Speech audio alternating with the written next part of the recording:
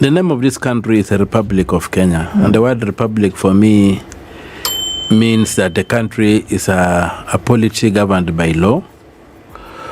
And the word republic for me is not a light word.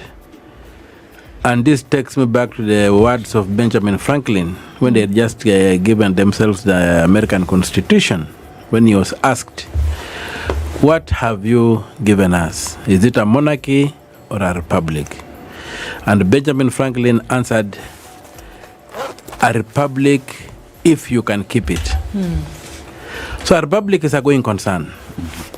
A republic is a continuous challenge. So what is going on is that somebody is trying to dismantle the republic. Somebody does not like a republic. Somebody would like to establish a fiefdom or a kingdom or something else, but a republic.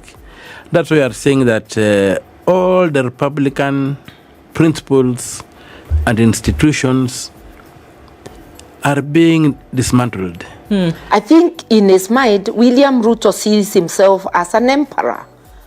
So all he needs is a decree.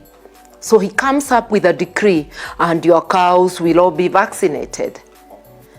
He gets very mad when you ask why.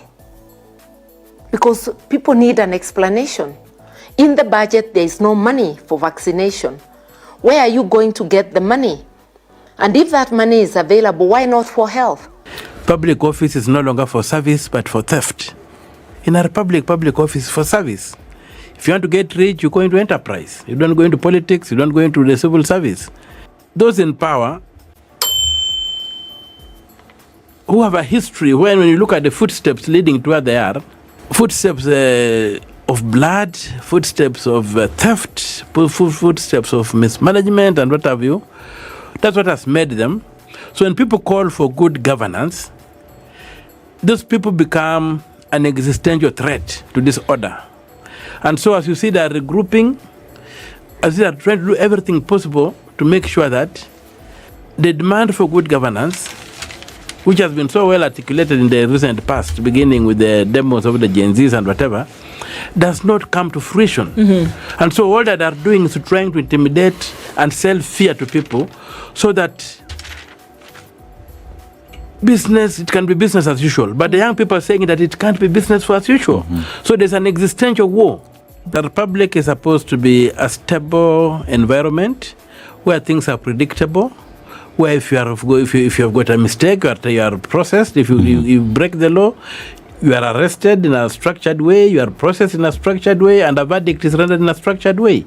But when they begin disappearing people, and some have even turned out dead, we don't know what circumstances, then you realize that somebody is saying that we are not going to go that route. We are going to deal with you in a different way. We're not going to deal with you in a way that's there. And you know, they have gone so far that, as I keep on telling people, that today, when I sing the national anthem of Kenya, I don't see the country called Kenya in that national anthem. And that's how far they've gone and succeeded in dismantling the republic. Like yesterday, something very strange happened, because when they were done, these people had been released with the sort of diffused the demos. Yes. And somebody walked into my office, a gentleman from Kisii, saying, though you are not my senator, I think I find you approachable, so I've come to seek assistance. And my assistance is this: I need a certificate of, I applied for a certificate of good conduct. I'm supposed to go for an interview at the US Embassy on Monday. My time is running out, it's taken months, my certificate has not come through. Can you help? How can you assist me? And I told him, okay, I'm not busy. Let us jump into my car. I drive you to the CID headquarters. Right. I find out why your certificate is not, why you have not received your certificate, because you've got your documentation. Yeah. Only to drive when you get to the gate of the CID. As soon as my vehicle arrives, I see a heavy mobilization. Yes, they smelt you from far. Of police. Okay. They block the gate. I didn't understand what was going on. Then after talking, they tell me that I'm not allowed to enter. That orders have been given, I cannot enter a government institution. So they said, what do you want? I said, well, this gentleman who wants a certificate of, who has come to my office, he wants a certificate of good conduct. and I've brought him out to find out why he has not been given a certificate, then they tell me, but this is too small a thing for a senator to be doing. But I said it's not too small a thing for me to do, because his life depends on that. Yeah. And he is my employer as a voter, and he has come to me that there's a problem. The state is not serving. How is it a small thing? This thing is making sleepless nights. So they said, okay, let us go with him. So they go in with him, they attend to him, then he comes back and you go, but I'm not allowed to enter the DCI. So when you get this kind of things happening, then you see that the country is being dismantled. Why shouldn't a member of the public, and more so a senator, be able to access a government facility? A public institution. Public institution, why? If that can be done to a senator, what is done to ordinary people? Look at that concept. There used to be an advert by Kenya Power at one time called Mulika Mwizi. Yeah. So hiyo mulika mwizi wa Kenya wameanza kumulika wezi. Na wezi wamesema kwamba tutapigana.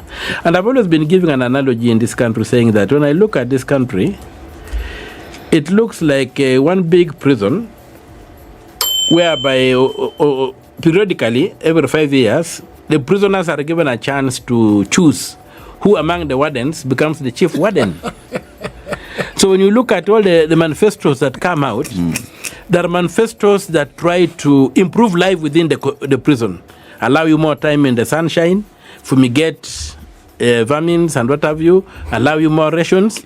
But none of the manifestos says we shall break down the prison. Now, what you see happening with the Gen Z and whatever, it's a jailbreak.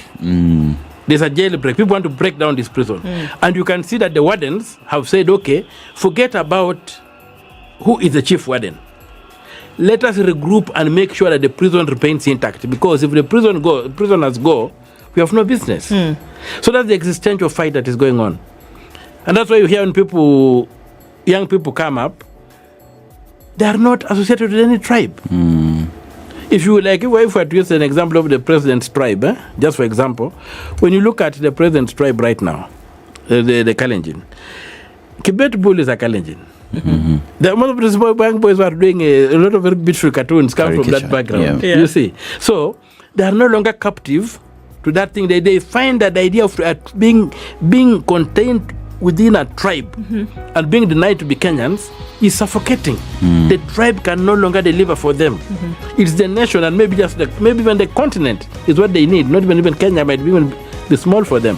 So these people cannot be contained in those containers of the past.